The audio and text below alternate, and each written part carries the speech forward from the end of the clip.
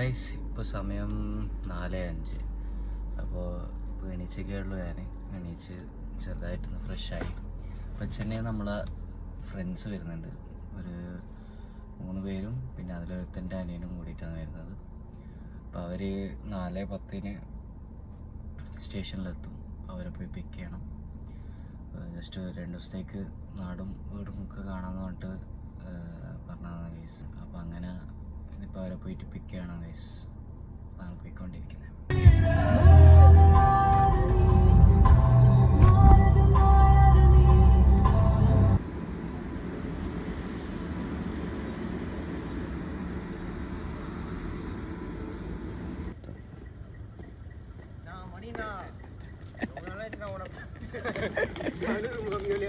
अस्सलाम वालेकुम ना भाई.